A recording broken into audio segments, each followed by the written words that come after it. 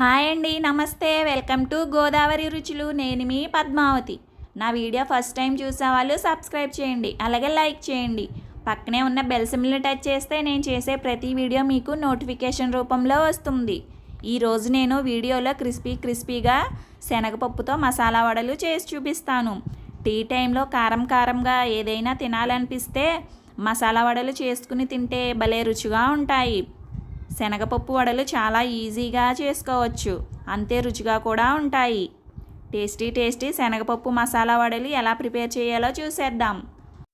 First నేను 1/2 kilo పచ్చిశనగపప్పు తీసుకున్నాను. ఈ పప్పును శుభ్రంగా వాటర్ వేసి కడుక్కున్న తరువాత మరలా వాటర్ వేసి 4 గంటల పాటు నానబెట్టుకోవాలి. మసాలా కోసం 20 వెల్లుల్లి రెబ్బలు ఇలా పొట్టు తీసేసి ఒలుచుకుని పెట్టుకోవాలి.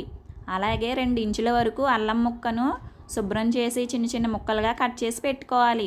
ఇప్పుడు ఈ మూడింటిని కలిపి రుబ్బుకోవాలి. నేను రుబ్బు రోల్లో రుబ్బుతున్నానండి, గ్రైండర్లో అయినా వేసుకుని రుబ్బుకోవచ్చు.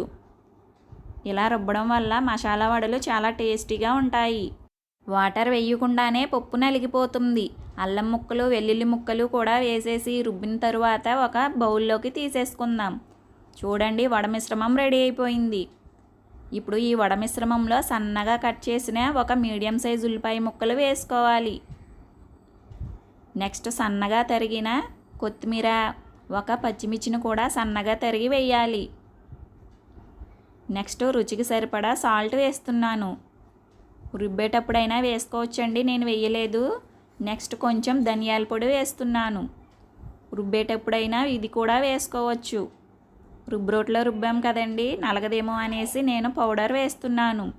చూడండి, మసాలా మొత్తం పప్పుకు పట్టే విధంగా బాగా మిక్స్ చేయండి.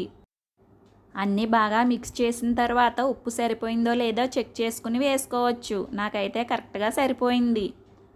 చూడండి, వడ మిశ్రమం కరెక్ట్గా ఇలా ఉండాలి. ఇలా ఉంటే ఆయిల్ అది పీల్చకుండా కరకరలాడుతూ క్రిస్పీగా చాలా టేస్టీగా వస్తాయి మన వడలు. డీప్ ఫ్రైకి ఆయిల్ పెట్టుకుని వడలు వేసుకుందాం. పెద్ద నిమ్మకాయ సైజు అంతా ఇలా పప్పు మిశ్రమం తీసుకుని ఇలా అరచేతిలో అద్దుకుంటే మన వడ రెడీ అయిపోతుంది. కవర్ అవసరం లేకుండానే చేత్తోనే ఒత్తేసుకుని ఈజీగా వేసేసుకోవచ్చు. ఈ శనగపప్పు వడలు చాలా టేస్టీగా ఉంటాయి. చూడండి, ఒక సైడ్ ఫ్రై అయిన తర్వాత రెండో వైపుకి కూడా తిప్పుకొని మంచి గోల్డెన్ కలర్ వచ్చే వరకు ఫ్రై చేసుకుందాం. మీడియం ఫ్లేమ్లో పెట్టుకుని ఫ్రై చేసామంటే లోపల వరకు బాగా కుక్ అవుతాయి. చూడండి, మన మసాలా వడలు రెడీ అయిపోయాయి. ఇప్పుడు వీటిని ఒక ప్లేట్లోకి తీసేసుకుందాం. అంతేనండి, చాలా ఈజీగా రెడీ అయిపోయాయి కదా మన మసాలా వడలు.